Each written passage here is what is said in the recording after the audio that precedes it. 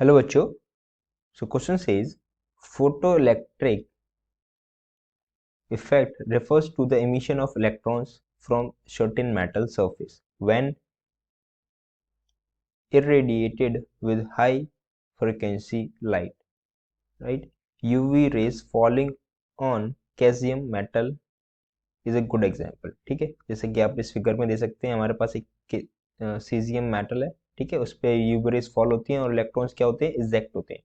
So the number of electrons emitted is proportional to intensity of light. Kinetic energy of electron emitted depends on the frequency of incident light। ठीक है, तो जो number of electrons जो emit होंगे वो किस पे depend करेंगे, इस यूवी रेज की इंटेंसिटी पर। ठीक है, और kinetic energy of the electrons किस पे डिपेंड करेगी, frequency of the light. Right, उसके बाद बोला गया it does not depend on intensity of light. The minimum frequency of light required to initiate photoelectric effect is called threshold frequency, right? So the minimum frequency which required to just eject an electron from this metal surface is called threshold frequency, and the minimum energy required to eject one electron from the metal surface is called work function, right? Which is denoted by phi, which is equals to h mu naught, where h is the Planck constant and mu naught is the threshold frequency. The maximum kinetic energy of electron when light of frequency v falls on the metal surface is given by kinetic energy max equals to h nu minus phi, मतलब work function. Negative potential can be applied to the electron to stop them first outside the metal.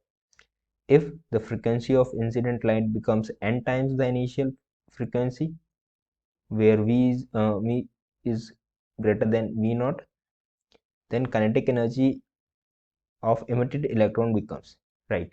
तो हमसे question में पूछा गया है कि जो हमारे पास जो लाइट की फ्रीक्वेंसी है, ठीक है, जो इंसिडेंट हो रही है यहाँ पर, उस वो क्या हो रही है, एन टाइम्स क्या हो रही है,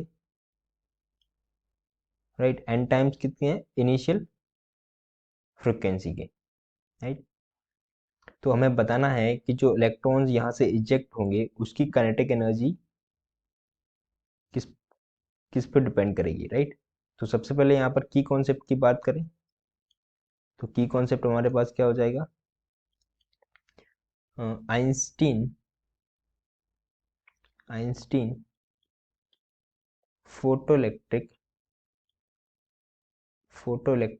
equation, right? Einstein photoelectric equation को हम यूज करेंगे। तो आइंस्टीन फोटोइलेक्ट्रिक इक्वेशन हमारे पास क्या होती है, kinetic energy is equals to H nu minus work function, right? ये हमारे पास क्या होती है, आइंस्टीन फोटोइलेक्ट्रिक इक्वेशन। इसको यूज करके हम क्या कर सकते हैं, तो इनिशियली जब लाइट रेस या फिर इनिशियली जब हमारे इलेक्ट्रॉन्स इजेक्ट होंगे तो उस केस में काइनेटिक एनर्जी को मान लेते हैं के E one is equals to H V, initial frequency दे रखी है V, right, minus work function. Similarly जब इलेक्ट्रॉन्स हमारे इजेक्ट हो जाएंगे तो उस केस में काइनेटिक एनर्जी को मान लेते हैं के ई टू।